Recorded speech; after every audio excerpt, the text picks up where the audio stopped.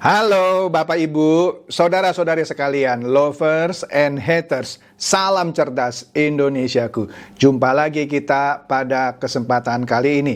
Bagi Anda yang belum subscribe channel saya, silakan subscribe channel saya, tekan loncengnya agar Anda dapat notifikasi setiap kali saya mengupload video-video saya. Oke, pada kesempatan kali ini saya akan membahas sebuah berita yang menarik ya, yang berhubungan dengan DNA Pro. Apa itu? Yaitu mengenai seorang advokat yang berencana menggugat Bapepti karena pemblokiran DNA Pro. Jadi, kita lihat sajalah beritanya. Di sini dari Gatra ya, Gatra ada sebuah berita yang berjudul "Cucu berencana gugat Bapepti soal pemblokiran DNA Pro". Di situ di fotonya ada caption bunyinya, advokat Cucu Sanjaya Hernanto mengatakan tengah menyiapkan rencana untuk menggugat Bapepti soal pemblokiran DNA Pro Academy. Ia menyampaikan hal tersebut dalam webinar KKI soal kepailitan di Jakarta minggu lalu lah. Ini kan beritanya 30 April ya. Nah, di sini menarik menurut saya. Kenapa saya katakan ini menarik? Karena begini, saya kan pernah di salah satu konten saya berkata, kalau saja saya korban robot trading, asumsilah DNA Pro, maka saya akan menggugat Bapepti secara class action atau citizen lawsuit karena membiarkan DNA Pro beroperasi sedemikian lama tanpa ditindak. Padahal kan tugasnya Bapepti adalah melakukan pengawasan aktivitas yang berhubungan dengan transaksi berjangka komoditi. Dalam hal ini kan DNA Pro kan menyelenggarakan suatu transaksi trading yang berhubungan dengan komoditi berjangka yang merupakan wewenang Bapepti. Bapepti hanya mengumumkan ini ilegal, tapi tidak pernah ditindak. Jadi saya pernah katakan, kalau saja saya korban robot trading, dalam hal ini contoh DNA Pro, saya akan menggugat Bapepti secara class action karena melakukan pembiaran.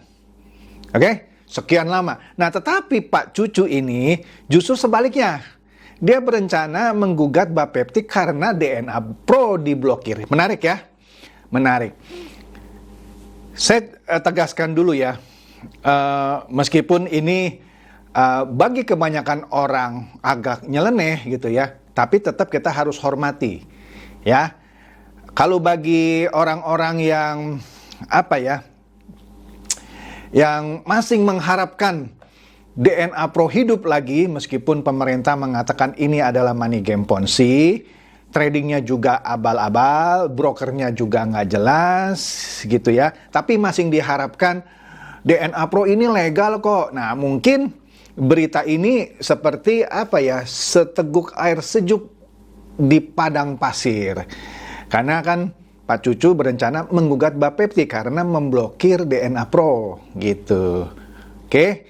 Tapi bagi para pemain DNA Pro yang sudah menggugat gitu ya, ya mungkin pendapatnya beda lagi gitu, karena dia menggugat merasa dibodohi. Nah, oke lah, kita lihat dulu beritanya supaya jelas.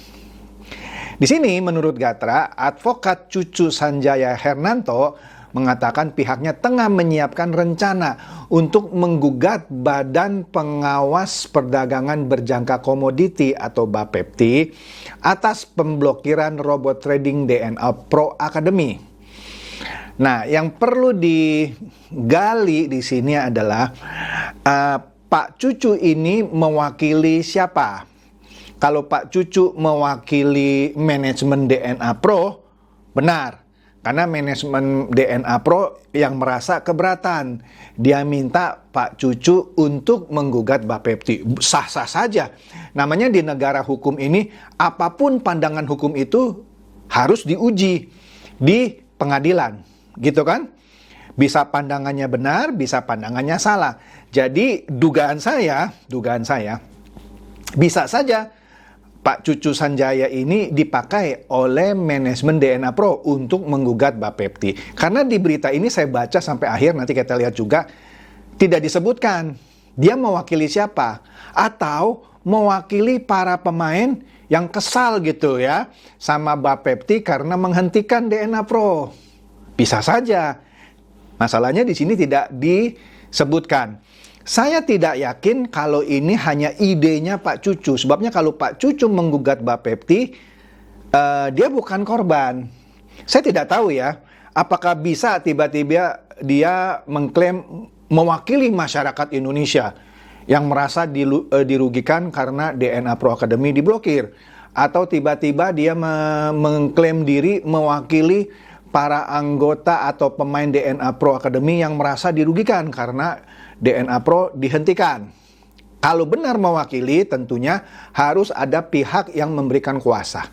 Tapi biarlah itu menjadi urusan Pak Cucu gitu ya.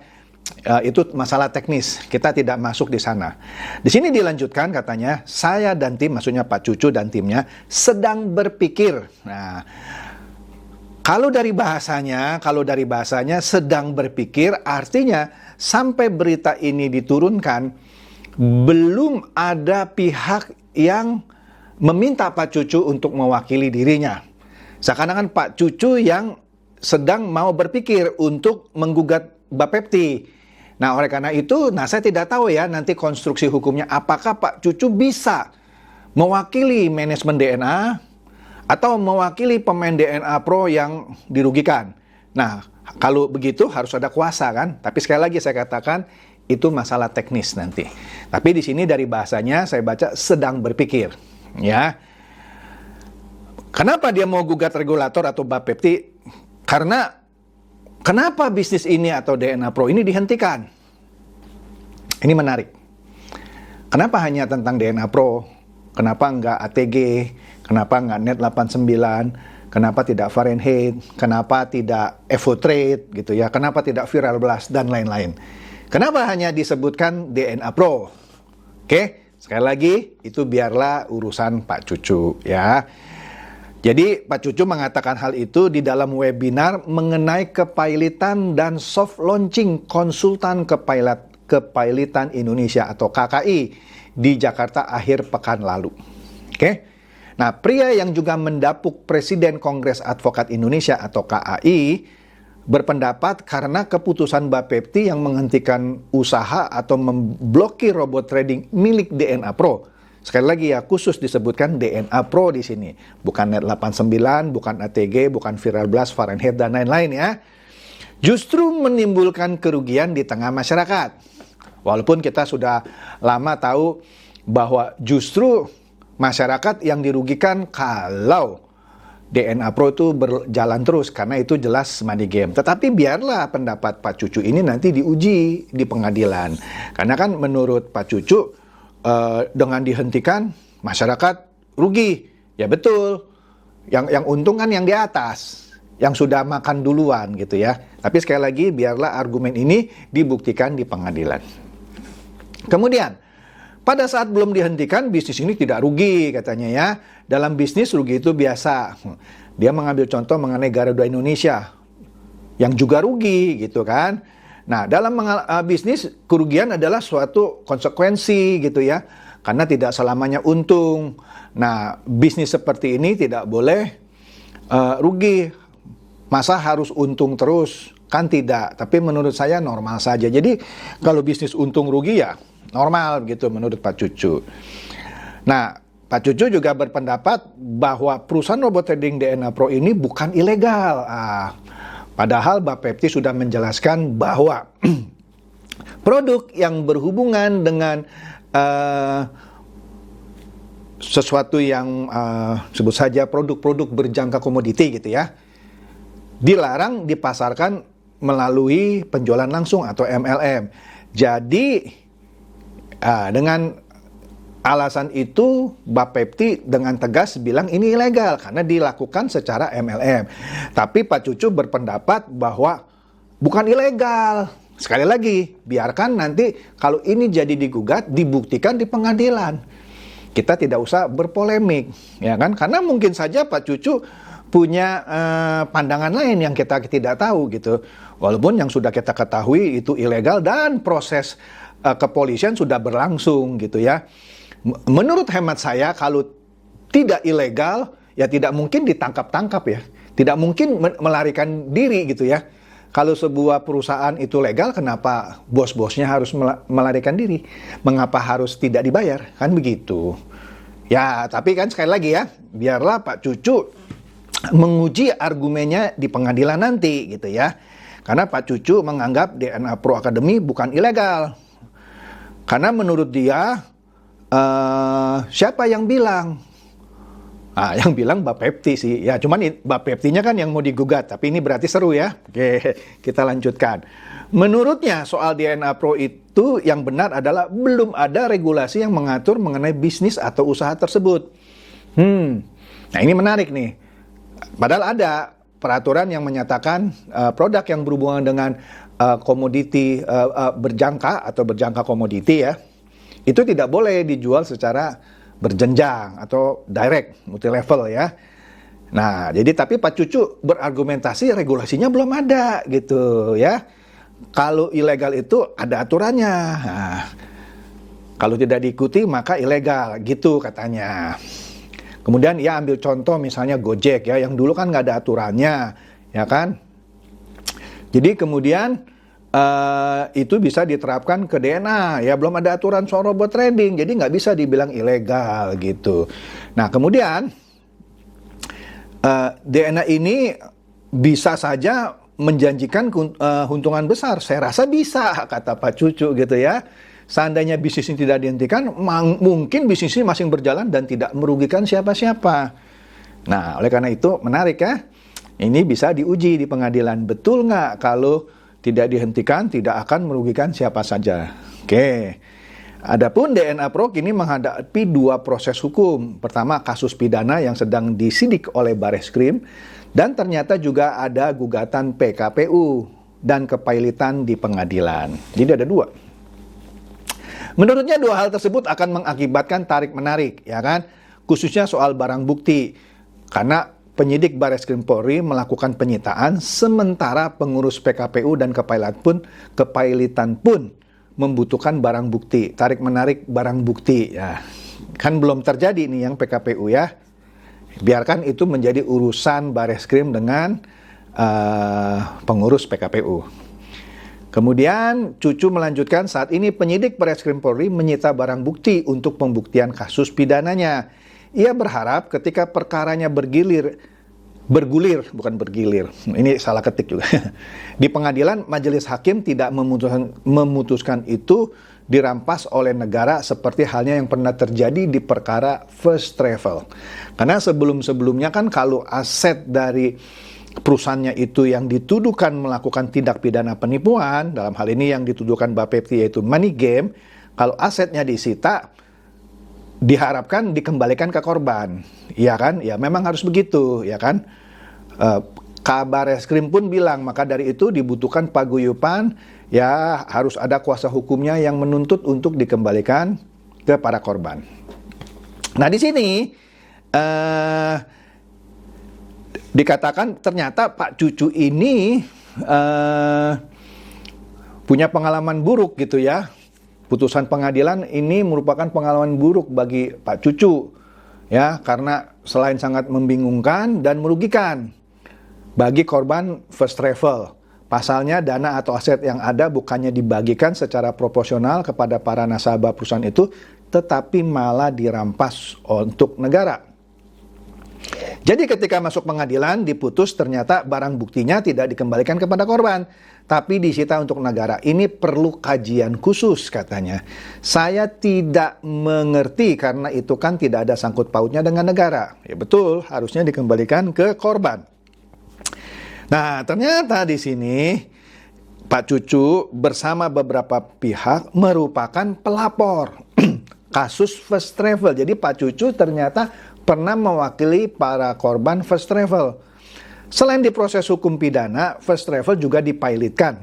Namun kurator gagal mengambil barang bukti atau aset perusahaan tersebut. Ya, seharusnya kurator melakukan upaya hukum menggugat pemerintah untuk mengembalikan itu, menurut Pak Cucu. Tapi itu tidak dilakukan. Nah, di sini bahasanya agak aneh ya, dikatakan termasuk saya dan tim tidak melakukan itu. Kenapa kok kita tidak lakukan itu? Seharusnya melakukan itu, menggugat negara agar menyerahkan itu kepada pelapor. Itu mengenai sitanya. Nah, sini saya aneh nih. Pak Cucu bilang kan kurator seharusnya melakukan upaya hukum gitu kan, menggugat pemerintah untuk mengembalikan sitaan itu kepada para korban. Tetapi tidak dilakukan, termasuk saya dan tim. Makanya saya bingung nih bacanya ya. Artinya dia berpendapat harusnya kurator menggugat supaya barang bukti itu atau aset yang disita dikembalikan kepada para korban, tapi tidak dilakukan. Tapi dia tambahkan juga termasuk dia, saya, dan tim ya. Jadi lucu menurut saya ya. Saya nggak tahu ya apakah ini salah berita apa, saya nggak tahu. Oke. Kemudian Ketua KKI Leni Nadriana menyampaikan hal senada soal tarik-menarik antara perkara pidana dengan PKPU dan kepailitan. Dalam proses pidana, penyidik berwenang melakukan penyitaan terhadap barang bukti. Nah, pidana dalam kepailitan itu ada sita umum. Jadi yang diurus kepailitan itu sebatas asetnya saja. Dalam pidana juga ada sita, itu sita pidana ucapnya. Ya, kira-kira itu bahasa-bahasa hukumnya ya. Tapi yang tadi yang menarik adalah kuratornya tidak menggugat untuk dikembalikan ke korban, ya. Nah, di sini ya adalah masalah teknis menurut Leni, susul-susulan soal penyitaan itu ya, dan menjadi perdebatan yang tidak selesai-selesai mengenai siapa yang lebih berhak. Tapi intinya ada aturan undang-undang jelas mengatur bahwa itu adalah sita umum. Kepailitan itu sita umum katanya. Oke. Kemudian Direktur Program Pascasarjana Universitas Borobudur, Profesor Faisal Santiago menyampaikan bahwa PKPU dan kepailitan itu merupakan cara relatif yang bagus bagi debitor dan kreditor ketimbang penyelesaian melalui hukum pidana. Tapi masalahnya sudah pernah ditempuh, gagal disita untuk dikembalikan ke korban. Pasalnya ketika menjadi kasus pidana, investasi dari investor itu atau kreditor kerap tidak kembali. Nah, di sini perlu menjadi perhatian khusus ini ya buat para korban robot trading.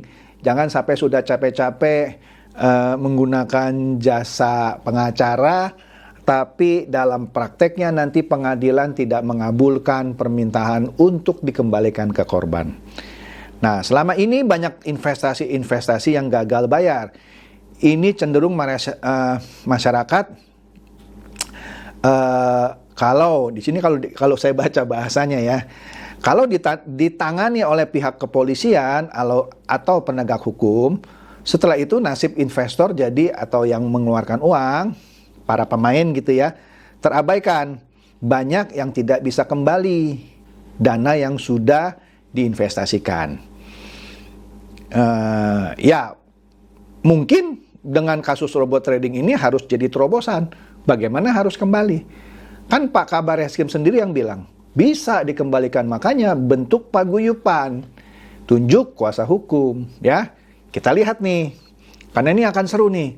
Kan banyak, bukan korban robot trading DNA Pro saja. Ada ATG, ada Net89, ada Fahrenheit, ada Viral Blast, ada Evo Trade. Nah, kita lihat nanti ya. Nah, menurut Faisal, meskipun PKPU dan kepailitan tidak menjamin juga 100% dana atau apapun yang diinvestasikan bisa kembali, ya, maksudnya tidak menjamin 100%, iya dong, karena kalau aset yang disita ternyata tidak terlalu banyak, ya seadanya gitu ya. Nah, setidaknya tidak semua investasinya raib atau total loss.